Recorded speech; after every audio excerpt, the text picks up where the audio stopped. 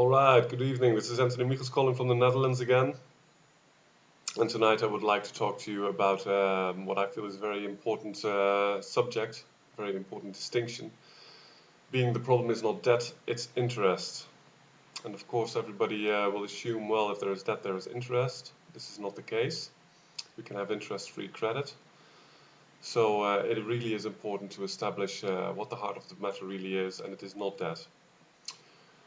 So just consider a mortgage. If we have a mortgage, we have a $200,000 home, and over the next 30 years, when we take out this mortgage, we will be paying back $500,000, $200,000 for the principal, and no less than $300,000 interest. And this is with an average of 5% interest, which is absolutely a conservative estimate. Now, if we would not be paying this interest, we would have at least $10,000 per year extra purchasing power. So we would have a lot more, our credit would greatly improve because, we would have far less liabilities. Another very important issue is that interest is a wealth transfer from poor to rich. It's clear, the rich have money, they put it into a bank or they buy a bank, they open up a bank. And the poor need to go into the bank and ask for the loan. So interest, if you think about this, if you realize that you will be paying $300,000 interest over a 200K loan, that is for the average American, that is just at least 10 years work. We will be working 10 years to pay off just the interest. We're not even talking the principal. So interest is a gigantic wealth transfer from rich to poor, from poor to rich, and it has been quantitatively analyzed by Margaret Kennedy, which is a very important German economist, and she has established that the poorest 80% pay more interest than they receive to the richest 10%. So it is a statistical fact that interest is a wealth transfer from poor to rich. It's not just logic. It has been quantified. What is even worse is that within the richest 10% bracket, so the richest 10% of the people, the 8% poorest of the richest 10%, they pay more interest than they receive to the richest 1%.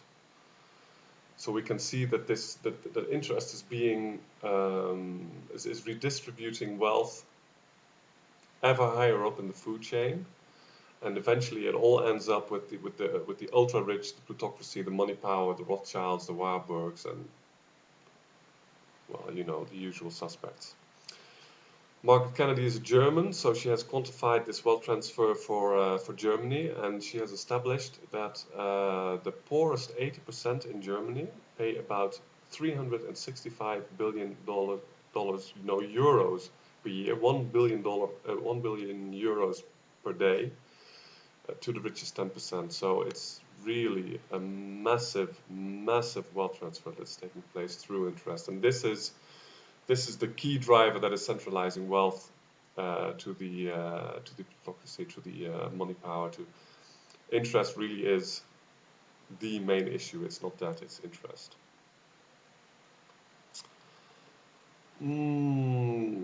It's not just the mortgage it's not just the debts that we pay interest over. One of the key issues is that even if you have no debts, you still lose 45% of your disposable income to interest. How come? Producers incur capital costs for capital during their production process, and they will pass this on to you and me. So a very simple example is that if you, instead of buy a house, you go rent a house, 70% of rent, 75% of rent on average, is going to the debt service, to the mortgage service for your landlord. So obviously he's just passing on these costs to you, and industrialists, shopkeepers, everybody, every producer, every businessman that uses bank capital to finance his production, to finance his operation, is passing on these costs as he must to you. On average, 45% of prices has been established can be related to capital costs. Now, we see that interest is a really very major problem, and we can see that it is redistributing wealth from rich to poor, from poor to rich, I mean. And now look at the debt. Is there a problem with debt? If I take out a mortgage for $200,000 for buying a house, is this really enslaving me, the debt itself? No, because the truth is, were I not able to borrow this money, I would never be able to buy my house. And for the $200,000 that I'm borrowing, even if the bank just conjures it up out of nothing, as it does, because every dollar the bank loans out is being created the minute it is lent out. This in itself is not the problem, because I get back a $200,000 home for this debt. So it is actually fair that I have to repay that, because otherwise I would get a house for free, and that would simply be not fair. And because the truth is that I'm not really borrowing this money from the bank, I'm basically borrowing it from my neighbors. And the bank is just being the intermediary to organize this credit creation. So it's not the debt. The problem is not the debt. The bank is doing basically a good job giving me the ability to go into debt. The problem is that it is creating this money out of nothing and then raping me with 300k interest over 30 years. The credit is not the banks. This is very important to understand. The credit is a product of future income and collateral. That is what creates credit, or creditability. And the bank basically just capitalizes this credit. Okay, it's maybe not the most pretty of words, but that is what is actually going on. And the banks have usurped this credit creation possibility, because people simply didn't realize this could be done.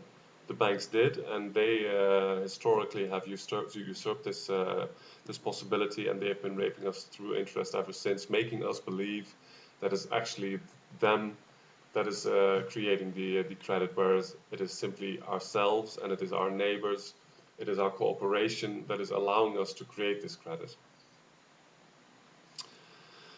So, why is this important? It is important because we have established how expensive interest really is, at a 45% passed on through prices, the redistribution from poor to rich, the poorest 80% in Germany alone paying 1 billion euros per day to the richest 10%, meaning that in the United States probably about 1,500 billion, so $1.5 trillion per year is being paid by the poorest 80% to the richest 10%, which clearly just explains fully satisfactorily why the poor get poorer and the rich get richer.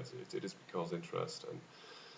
And it is important to understand that the problem is not that, but interest, because otherwise we can be fooled by the simple idea that Austrian economics, for instance, is suggesting that the problem is in the money creation, and that should end, and we should replace our banking system from fractional reserve lending to a full reserve lending, obviously gold-based for as far as the Austrians are concerned.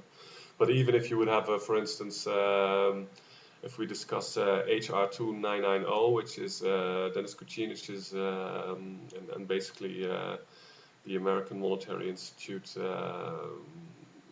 proposal for a greenback currency, debt-free government currency, we would still be facing a full reserve banking system where the government would be creating the money debt-free, but once it circulates, the banking system would be lending it out at interest in a full reserve banking environment, because we are being led to believe that the problem is debt, the problem is credit, the problem is credit creation, money creation, and it is not. It is absolutely fine. It is basically very comforting that such a crucial commodity like money is so easy to create. Nowadays we're saying we lack the money. The money is we don't have enough money. It's all nonsense. We can create all the money we will ever need. And now we're saying, oh, this is a problem. No, it is not. Raping people with interest over just freshly printed money, that is the problem. Okay.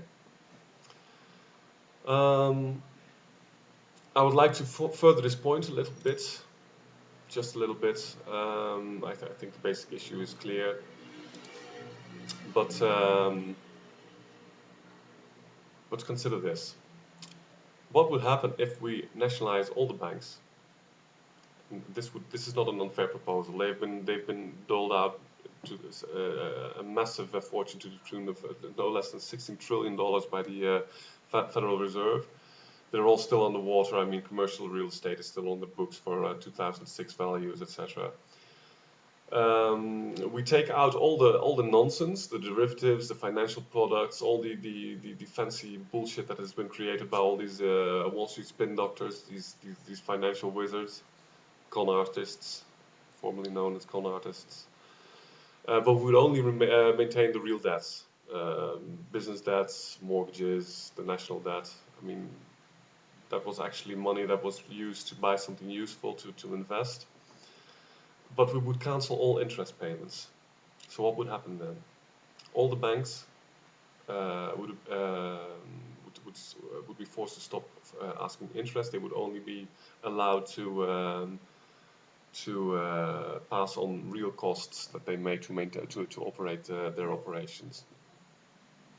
Savers would also no longer receive any interest, of course, but keep in mind that most people pay far more interest on their mortgage and on the capital costs included in prices. So that's a small loss for many people. For most people, only the rich lose, and the richest 10% lose in this equation.